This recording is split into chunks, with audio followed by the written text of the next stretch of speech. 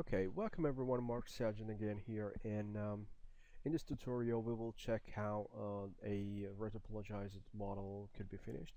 So we will work on a symmetry and on refinements. Now first of all, once you have a good half and you're really close to finish the model to make it as a complete other full two-sided model, in this case a symmetrical one, uh, it's better if you just maintain a good pivot point and make it sure that the pivot point is at the center, because when you are applying the symmetry modifier will take the center point, the pivot point, as a reference. So if you have this offset, just let me show it quickly. I'm in a hierarchy panel, effect pivot only, so I move this pivot point away, and when I'm using a symmetry modifier, here we go, where we are, symmetry, it will use as the reference point, the pivot point, as the center. So of course, because I made an offset, now I have an offset in the symmetry as well.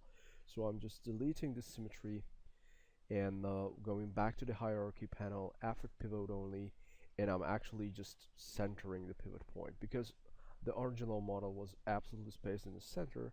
So it's quite fine if you just right click here on to zero everything out, checking from the left view as well. This is quite fine. Going to the perspective. Okay, the angles are pretty much fine, working. If they are not, you could align the pivot point to the world. So if you have coordinate flips and the red is not matching with the red gizmo and the blue and with the blue one, usually it's better if you just hit on align to world. Okay, now pivot point is absolutely dead center, 0, 0, 0, everything. I'm in move mode, so I can leave now effect pivot only, and it is time to finally use the symmetry modifier. Now symmetry modifier will help us now to work on the symmetrical area. Okay, so I will use it by using the flip, because of course I want the opposite result. And going into the vertex mode, make sure that show end result turned on. Here's this little tiny icon, you can turn on show end result, and now I see the updated geometry with the symmetry taking effect. Okay, now the ribbon is here and surface is turned on, so I'm working on a surface. Already picked the model, the Centurio head, the basic head, and I have an offset of 0.1 or 0.1, and now it's just I would just use my drag tool to make a good connection. So now what I do, basically I just walk along quite precisely at the center, and as you see we have a snap factor, we have a snap effect, and this is coming from the threshold. So in the symmetry modifier you have a threshold value that's 0.1 centimeter. So if you are within that range, if you are within that threshold, it will snap and weld. Okay, so that is our goal. I'm using the simple move now, but it's better if you're using the drag, because drag will also keep the point on your surface. And as you see, I'm just manually dragging these, and what I do try to maintain, I try to clean up the geometry, I try to inspect if I have something here and there. If I can fix it, I will try and do my best to fix it. Okay, as I see, it needs to be moved down a bit as well, and because in the back we have some trouble, so I will just turn off this drag, and I will select this point. This point is actually inside the head, so I'm moving my camera in, and instead of using the conform tools, I'm using the simple standard move tools, and I'm getting feedback by rotating the model. So it is important when you have a point selected, usually your rotation is going around that point. So I'm selecting a point, I always have some kind of a selection, and then as I move the screen I can get feedback on the position of my points and the contents. Okay, so F function key free, move this guy back in the center, and this one is also here. Now my problem comes, this one's collapsed, so that's the back point. This one is also collapsed. Just let me rotate slightly. Okay, I'm always looking for the feedback. This is too high, way too high. Probably this one is way too low. And this one will be reset back to 0 to make sure that these are all dead center in the symmetry. Okay, so I'm using this right click trick to return the value to 0. Alright, now the math is done. Moving forward, checking if I have any errors. Now, if you are not sure that you have an error or not, because it looks quite nice, but you don't know if it's perfect actually, you can do a tiny trick. This tiny trick is on top of symmetry, you can add a Turbosmooth modifier, and Turbosmooth will show if you have vertex errors, for example. Now take a look at here. Symmetry is there. If I'm turning off symmetry, it actually shows no sign of problems. So it looks like, okay, we have a quite stretched polygon, but otherwise it is looking quite nice. But when you are adding Turbosmooth, Turbosmooth will just reveal the position of the problematic vertices. Now this happens if you are somewhat on the threshold line. So when you have the vertex and this vertex is way too deep in or way too out, you can actually just end up by having those kind of a weird connections. So in this case, this edge must be a problem. So as I start moving it, as you see, this whole automatic show end result, so the result of symmetry and Turbosmooth on top on will take an effect and show that, okay, now we have a good weld. Now we have no problems here.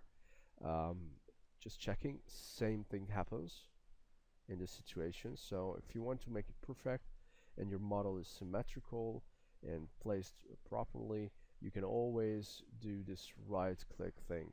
You can also select multiple points at the same time, so that's not a big deal, but just make it quite tidy. Okay, that's it. Right, 0, super nice.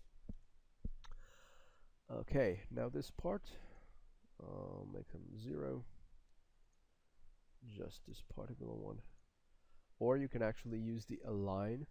So if you have multiple points, you can go into the modeling, then you have align, and then you have align to Z.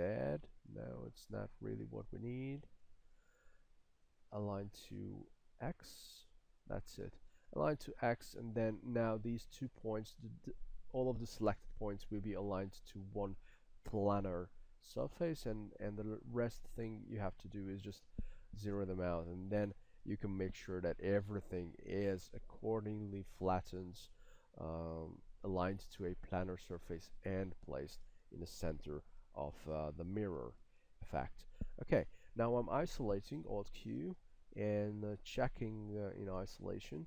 Don't forget, when you are in isolation, your surface kind of a stick and conform effect is still active. So when you're using a drag, this drag will still work properly. So you don't have to always watch your model. Sometimes it's really disturbing, so you can Alt Q, isolate, and you still have the effect of that drag. Okay, moving away. Now just let me quickly check it. So it's pretty nice. Here I guess I have to repair by right clicking. Turbosmooth shows me the problem, so here I have also some kind of a problem. That's it. That's nice. Nice. Okay. Here also, so I'm turning off symmetry and selecting these guys. Oh, actually all of these. and going to modeling, align to X, and now going back to freeform and right click, make them hit the center, and turning on symmetry, and Turbosmooth and everything is on. Okay, throw it here, this one zeroing out. Okay, so now this model is repaired. I still have a couple problems, a couple issues, but for solving those, I will actually collapse the model. Now here comes the next. Sometimes it's tricky, but it's not that complicated. You will understand it easily, but it needs a review. So I will delete the Turbosmooth. It's not needed anymore. And my problem is stretching along symmetry.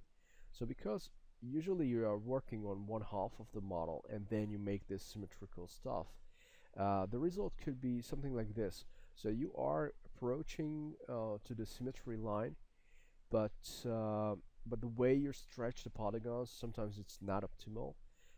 As you see, I have a good flow here, but then it just starts to raising up.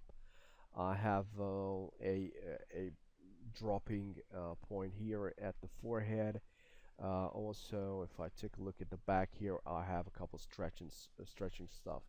It happens because it's not that easy to maintain a good conform when you are approaching the symmetry. The relax and similar brushes are not working perfectly. Now this is the deal. I'm turning back on symmetry and right click and convert this entire model into an editable poly.